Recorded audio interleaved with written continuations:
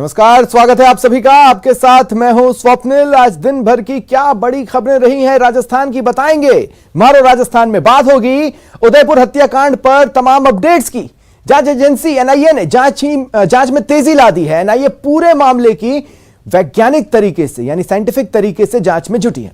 बात होगी रीटलीक्स मामले में डीपी जारोली को मिली क्लीन चिट पर चल रही सियासत की।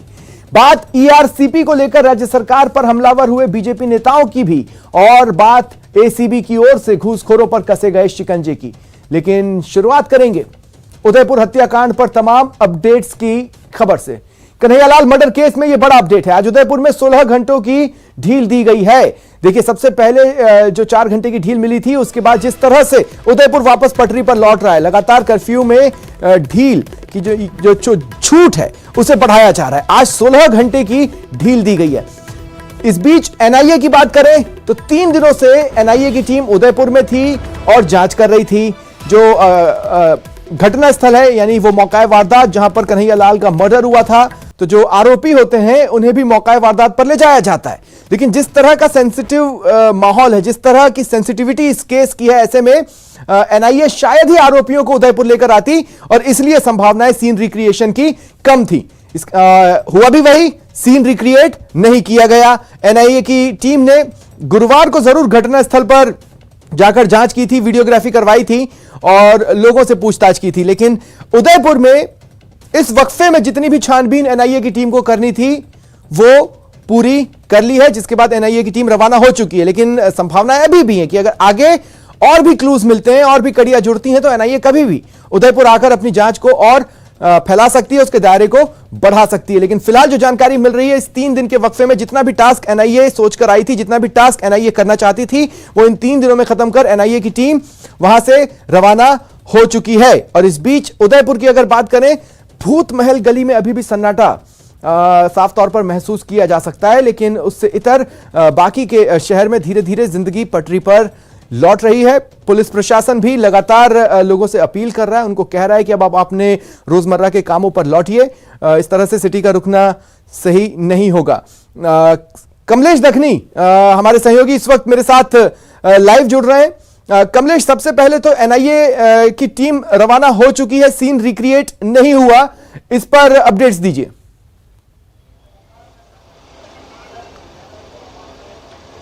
जी देखिए स्वप्निल, बिल्कुल एनआईए की टीम को आज मौके पर आने की संभावना जताई जा रही थी, लेकिन एनआईए की टीम आज मौके पर नहीं है और किसी तरह की रिक्रिएशन सीन को रिएक्ट नहीं किया गया। हालांकि कल सुबह जरूर टीम यहाँ मौके पर आई थी और इस गली की पूरी वीडियोग्राफी करके आसपास लोगों से पूछताछ करके कुछ आवश्यक जो जानकारी वो जुटा के यहाँ से गई। लेकिन आज जो संभावना जताई जा रही थी कि फिर मौके पर टीम आएगी और टीम यहाँ पर जो सीन को रिक्रिएट करेगी। और सबसे बड़ी बात है कि सीन रिक्रिएट करने के लिए आरोपियों को मौके पे लाना पड़ता है, लेकिन उदयपुर में माहौल को देखते हुए आरोपियों को मौके पे नहीं लाया जा सकता। ऐसे में संभावना जताई जा रही कि सीन को रिक्रिएट नहीं किया गया और जो टीम जो है वो फिर से उदयपुर से रवाना हो चुकी है। जी, अगर कमलेश कर्फ्यू को लेकर मैं आपसे बातचीत करूं, जितना मैं समझ पा रहा हूं आप भूत महल गली में मौजूद हैं। भूत महल गली में अभी भी सन्नाटा है, लेकिन इससे इस गली से इतर, इस गली के बाहर दूसरी जगहों पर कर्फ्यू में ढील के दौरान लोग निकल रहे हैं और जिंदगी सामान्य हो रही है।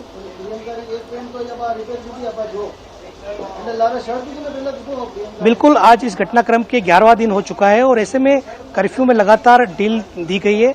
आज से 16 घंटे ढील दी गई है। सुबह 5 बजे से लेकर रात 9 बजे तक कर्फ्यू में ढील दी गई है। शहर में लोगों की आवाजें काफी देखी जा रही, पूरा मार्केट पूरी तरह खुल चुका है। लेकिन अभी भी जो घटना स्थल है, उस घटना स्थल को आप देख सकते हैं कि पूरी तरह से सन्नाटा पसरा हुआ है। हालांकि काफी लोग जो है वो इस गली से निकलना भी अभी कम ही आना जाना हो रहा है। लेकिन पुलिस प्रशासन जो है कि शहर में शांति व्यवस्था कायम रखने के लिए लगातार जो है कि दौरा कर रही है। जी चलिए, शुक्रिया कमलेश हमारे साथ जुड़ने के लिए और तमाम जानकारी के लिए। आप नजर बनाए रखें। और इस बीच कन्हैयालाल हत्याकांड को लेकर पूरे देश में उबाल है। एनआईए की टीम इस हत्याकांड से जुड़े हर शख्स तक पहुंचने की कोशिश कर रही है। कन्हैयालाल के परिजनों का कहना है कि हत्यारों को जल्द से जल्द फांसी की सजा दी जाए।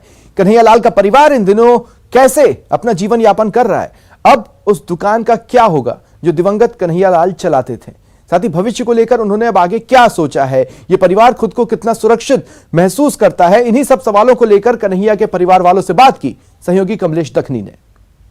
अभी इस समय मौजूद है उनके कन्हैयालाल साहू के सुपुत्र, जो कि हमको बताएंगे कि कन्हैयालाल साहू आपके पिताजी का एक हादसे में घटना से देहांत हुआ, उसके बाद अब क्या स्थिति आपकी घर की है, क्या आपके हालात है, उसके बारे में थोड़ा सा सर देखिए, मतलब हालात का तो क्या कहना है कि मतलब मेरे फादर हमारे घर के मतलब सबसे बड़े वही थे, तो पूरा घर वही चलाते थे। हम मेरे को कभी ऐसा याद नहीं कि मैंने कोई काम किया हो, सभी पापा ही करते थे। और हमको सिर्फ ऐसा बोल रखा था कि तुम्हारी पढ़ाई करो और बाकी मैं संभाल लूँगा। कभी कभी भी मुझे कोई दिक्कत नहीं है। मैं जो मांगता था मतलब मेरे को पापा प्रोवाइड कर देते थे। जो भी चाहिए होता था पापा बोलने की देरी होती थी मेरे को मिल जाती थी। तो सर मतलब मुझे तो मेरे लिए मतलब मेरे फादर क्या थे मुझे बोलने की भी ज़रूरत नहीं है, वो सभी लोग जानते हैं आसपास के मेरे। और सर इसका मतलब मुझे नहीं लगता कि इस चीज़ को कभी कोई भर सकेगा, भले वो कितना भी फंड वो किसी काम का नहीं है अभी हमारे लिए, क्योंकि सर एक जो सपोर्ट होता है ना सर, फादर सपोर्ट, वो अभी हमारे पास नहीं है। बिल्कुल इनके सुपुत्र का कहना है कि चाहे कितनी भी आर्थिक मदद मिल जाए लेकिन उनकी कमी कभी जीवन भर पूरी नहीं हो पाएगी।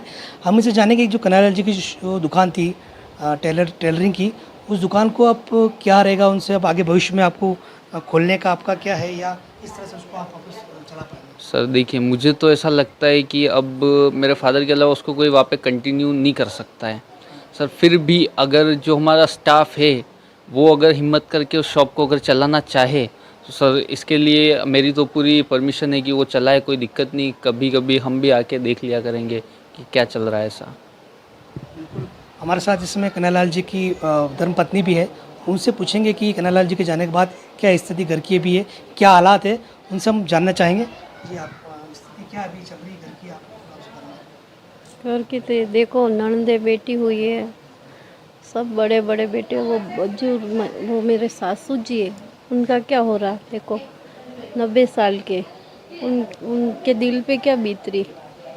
हमारे तो ये अभी तो मेहमान बेटे तो कुछ नहीं लग रहा, बाद में जाने ये सब चले जाएंगे तो हमारा क्या होगा वो समझ में नहीं आ रहा। क्या क्या करेंगे, यूँ डर सा महसूस भी हो रहा है, क्या करेंगे यूँ। बिल्कुल उनकी पत्नी का कहना है कि अभी मेहमानों की आवाजाही है, थोड़े दिन बाद जब ये खाली हो जाएगा तो बहुत सुनापन महसूस होगा।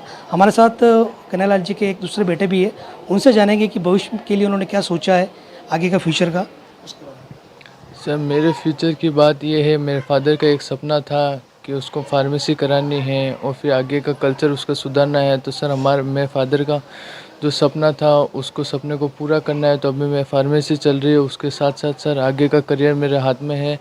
जितना हो सके उतने सर हम मेहनत करेंगे और हमारे कल्चर को सर लाइफ हम बिगड़ने नहीं देंगे। कुल मिला के सरकार है सर साथ में, जब तक कोशिश करेंगे। और बाकी हम हमारे सर सब घर का भी इधर उधर का सब एक बार सब देखना पड़ेगा सर। बाकी करियर है सर वो तो बनाना है। दुकान से क्या यादें जुड़ी हुई आपकी? दुकान से सर, दुकान पे तो सर मेरे फादर थे जो हमको, क्योंकि हमको क्या अभी तक फादर ने हमको क्या बच्चा स्वरूप मान रखा था, इसलिए हमको ना कभी दुकान पे इधर उधर जाने देते।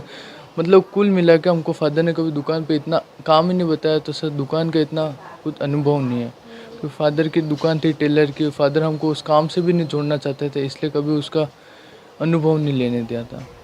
उदयपुर से कमलेश जगनी, न्यूज़ 18। और इस बीच पूर्व डिप्टी सीएम कांग्रेस विधायक सचिन पायलट उदयपुर में कन्हैयालाल के परिवार से मिलने पहुंचे। पायलट ने कन्हैयालाल के परिवार वालों को ढांढस बंधाया। पायलट ने कहा हत्यारों का मकसद सिर्फ हत्या करना नहीं था, उनका मकसद दहशत और खौफ पैदा करना था। ऐसी घटना हम सब के लिए बहुत बड़ी चेतावनी है, लेकिन हम सभी को मिलकर ऐसी कोशिश को नाकाम करना है।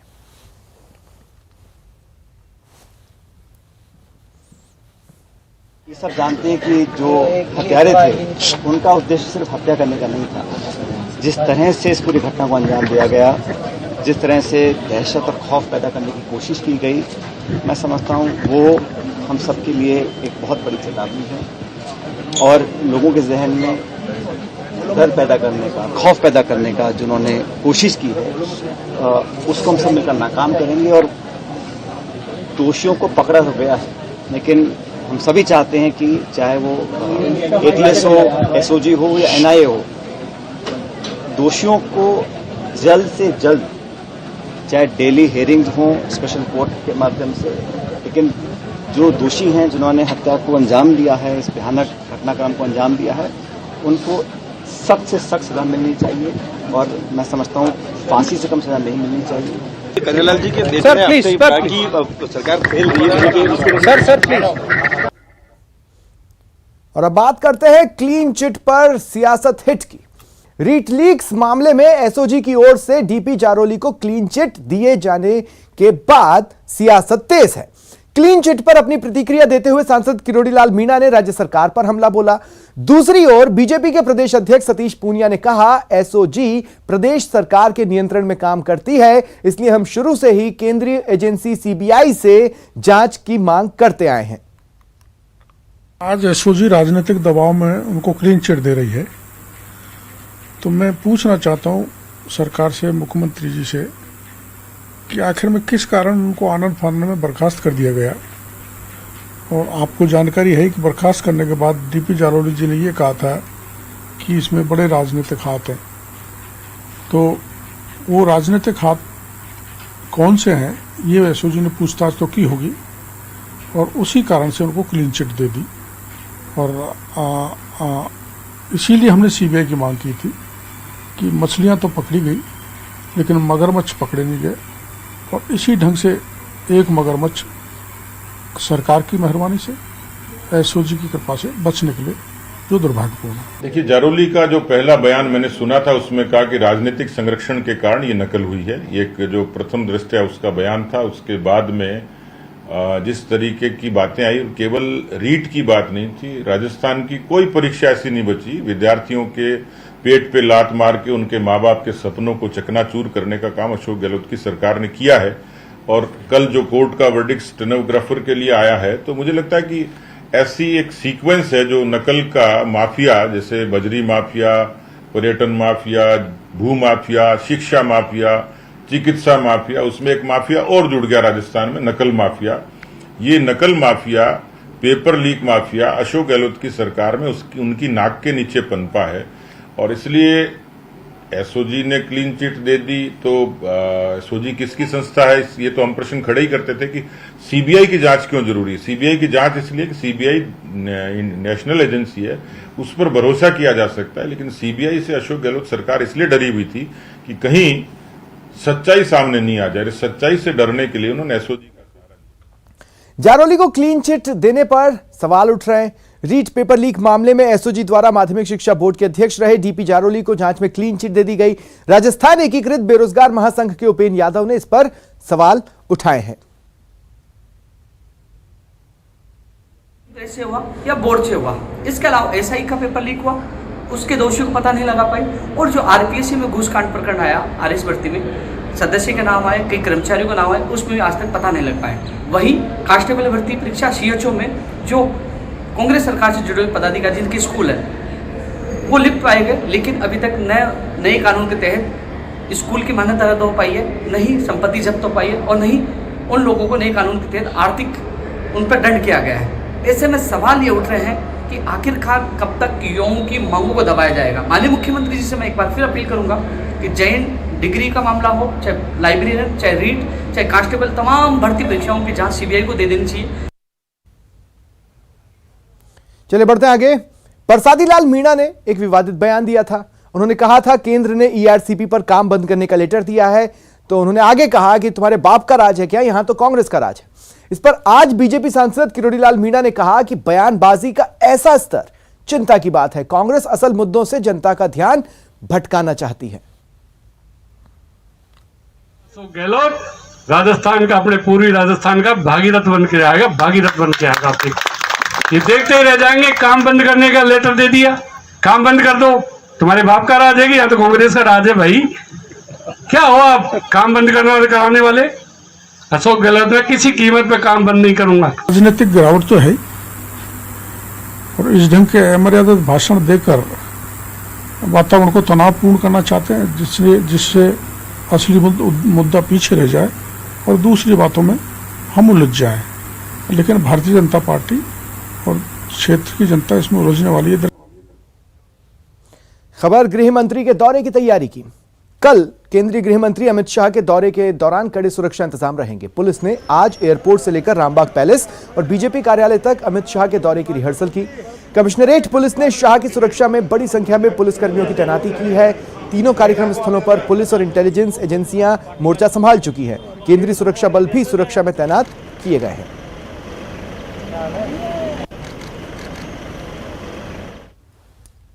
कल गृह मंत्री महोदय का जो दौरा है और नॉर्थ जोनल काउंसिल की जो मीटिंग है, संपूर्ण कार्यक्रम के संदर्भ में पुलिस कमिश्नरेट जयपुर द्वारा पर्याप्त व्यवस्था की गई है और दोनों ही जगह पे कार्यक्रम स्थल जो है रामबाग होटल पे और बीजेपी कार्यालय पे पर्याप्त पुलिस जाब्ता तैनात किया गया है। आज एक रिहर्सल संपूर्ण कार्यक्रम का किया गया है और सभी व्यवस्थाएं जो है चाक चौबंद है, स्मूथली कार्यक्रम हो जाएगा।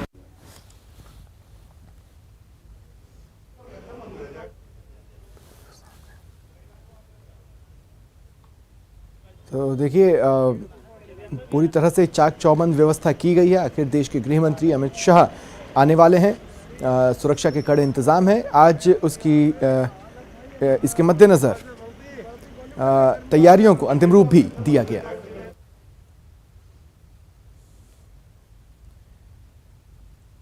देखिए, बड़ी खबर बता दें, 12 शहर के तेल फैक्ट्री चौकी in charge sub inspector Ramdayal Madhukar को कोटा एसीबी की टीम ने 1 लाख रुपए की रिश्वत लेते रंगे हाथों पकड़ा। फिलहाल एसीबी डीएसपी हर्षराज खरेड़ा के नेतृत्व में जांच चल रही है। एसीबी को 12 शहर निवासी परिवादी ने 6 जुलाई को एसीबी कोटा को शिकायत दी थी कि तेल फैक्ट्री चौकी इंचार्ज रामदयाल उनके पोते को छेड़छाड़ और रेप के झूठे मामले में फंसाने की धमकी देकर 10 लाख की रिश्वत मांग रहा है। इसके बाद मामला 1.5 लाख में तय हुआ। फिर मामले का सत्यापन करवाने के बाद एसीबी ने कार्रवाई की।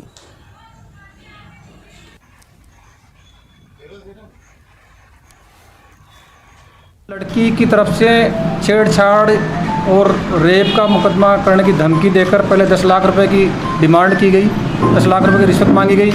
परिवादी द्वारा इतनी बड़ी राशि देने में असमर्थता जाहिर करने पर 4 लाख रुपए पर वो तय हुआ और आखिरी में 1.5 लाख रुपए रिश्वत की डिमांड की गई।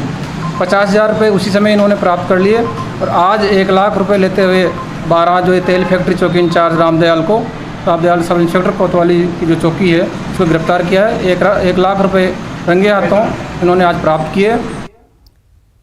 खबर रिश्वतखोरों पर शिकंजे की। उदयपुर एसीबी इंटेलिजेंस की टीम ने डूंगरपुर जिले के कोऑपरेटिव बैंक के प्रधान कार्यालय के मैनेजर और कनबा ब्रांच के मैनेजर को 1.5 लाख रुपए की रिश्वत लेते पकड़ा।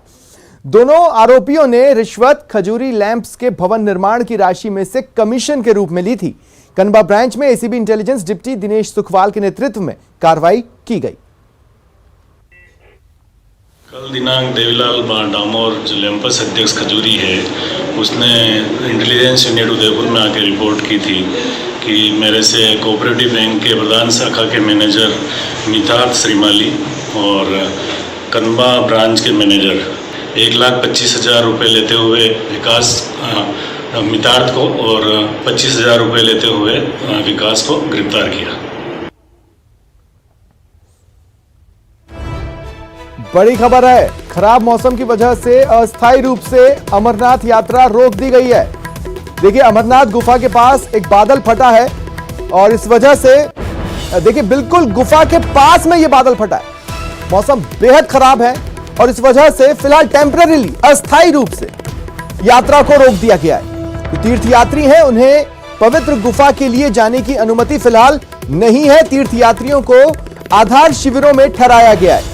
प्रशासन ने तीर्थयात्रियों की सुरक्षा के लिए यह कदम उठाया है। जैसे ही मौसम सुधरता है यात्रा कंटिन्यू हो जाएगी, यानी मौसम सुधरने का फिलहाल तीर्थयात्री इंतजार कर रहे हैं। इधर किसी भी तरह की आपदा की स्थिति से निपटने के लिए एनडीआरएफ और एसडीआरएफ को वहां पर तैनात किया गया। ये बड़ी खबर आपको बता रहे हैं। अमरनाथ गुफा के पास बादल फटा है, बिल्कुल गुफा के नजदीक एकदम पास ये बादल फटा है। मौसम बेहद खराब है, ऊपर से बादल फटा है। ऐसे में अस्थायी रूप से अमरनाथ यात्रा को फिलहाल रोक दिया गया है। तीर्थयात्रियों को पवित्र गुफा के लिए जाने की अनुमति नहीं दी जा रही है। तीर्थयात्रियों को फिलहाल आधार शिविरों में ठहराया गया है। प्रशासन ने तीर्थयात्रियों की सुरक्षा के लिए यह कदम उठाया है।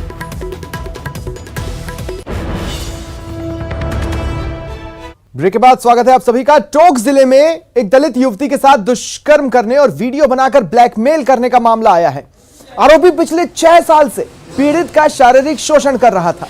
परेशान होकर पीड़ित ने परिजनों के साथ थाने पहुंचकर मामला दर्ज कराया। पुलिस ने आज पीड़ित का मेडिकल करवाया। वहीं भीमसेना जिलाध्यक्ष अशोक बैरवा ने मामले को लव जिहाद जैसा बताकर गहनता से जांच की मांग की है। आरोप गांव के ही रहने वाले मंसूर अली पर लगा है। पीड़ित का आरोप है आरोपी ने अश्लील वीडियो बनाए और उन्हें वायरल करने और परिवार को जान से मारने की धमकियां दे रहा है। वहीं एक दिन पहले भी खेत पर जाने के दौरान आरोपी ने दुष्कर्म किया।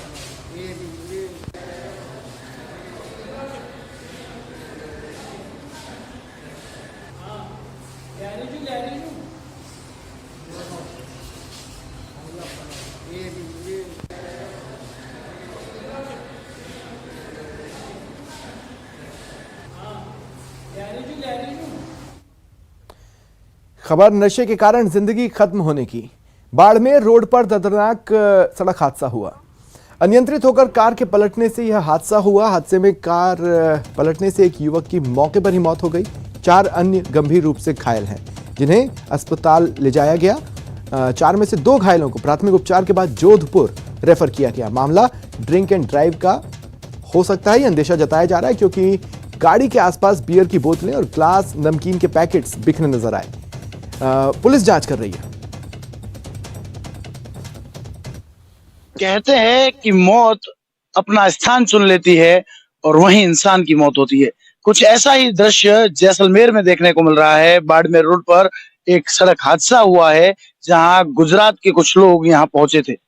तस्वीरें ये साफ बयां करती है कि कितना भयावह एक्सीडेंट हुआ है। मैं दिखाना चाहूंगा, उस रोड पर एक येलो कलर का पत्थर जो नजर आ रहा है, उससे पहले गाड़ी जो है रोड से उतरी और वहां से जो है वो अनियंत्रित होकर पहुंचते पहुंचते यहाँ पर आकर रुकी, जहां पर गाड़ी की कंडीशन देखकर ही पता चल रहा है कि एक्सीडेंट जो है वो कितना भयावह हुआ होगा, कितना जो है दर्दनाक हादसा है। ये तस्वीरें बयां कर रही है। गाड़ी जो है वो पूरी तरह से जो है वो इकट्ठी हो चुकी है, एक टीन का डिब्बा बन चुकी है। और इसमें अगर बात करें तो एक युवक की मौत भी हुई है। इस हादसे में 3 लोग गंभीर घायल थे, जिनमें से 2 को जो है वो जोधपुर रेफर किया गया है। पुलिस जो है अस्पताल में पहुंच चुकी है। स्थानीय लोगों ने मदद कर इन लोगों को वहां तक पहुंचाए। मैं मेरे सहयोग कहूंगा वो आपको दिखाए कि किस तरह से जो आगे जो युवक बैठा था उसके सर में भारी चोट के कारण मौत का जो है अभी तक अंदेशा लगाया जा रहा है। सर के जो हिस्से थे वो उछलकर यहीं पर गिर चुके हैं। साथ ही जो है वहां पर गाड़ी का बोनट गिरा है, लेकिन कहीं ना कहीं लापरवाही भी देखने को मिल रही है। शराब की बोतलें और शराब की जो ग्लासेस थी वो कहीं ना कहीं बाहर फेंकी हुई नजर आ रही। और अब बात श्रीगंगानगर की, जहां स्कूल को अपग्रेड करने की मांग को लेकर अनशन चल रहा है। अनशन शुरू हुआ है। स्कूल में तालाबंदी 4 दिन से है। एक ही मांग है, स्कूल को अपग्रेड करें और सुविधाओं को बढ़ाया जाए। अब मांगों को लेकर ग्रामीणों ने अनशन भी शुरू किया। तस्वीरें हैं रायसिंह नगर उपखंड क्षेत्र की ग्राम पंचायत बगीचा के गांव ततारसर 51 NB की। स्कूल क्रमोन्नति की मांग को लेकर 2 महिलाओं समेत 5 ग्रामीणों की ओर से आमरण अनशन शुरू कर दिया गया है। वहीं स्टूडेंट्स और ग्रामीणों की ओर से तालाबंदी जारी है, धरना दिया जा रहा है। वहीं स्थानीय शिक्षा विभाग के अधिकारी आज मौके पर पहुंचे और ग्रामीणों को शिक्षा निदेशालय को क्रमोन्नति के लिए भेजे गए प्रस्ताव के बारे में सूचना दी। साथ ही आमरण अनशन खत्म करने के लिए समझाया, लेकिन ग्रामीणों का कहना है जब तक स्कूल के अपग्रेड होने के आदेश नहीं आते अनशन जारी रहेगा।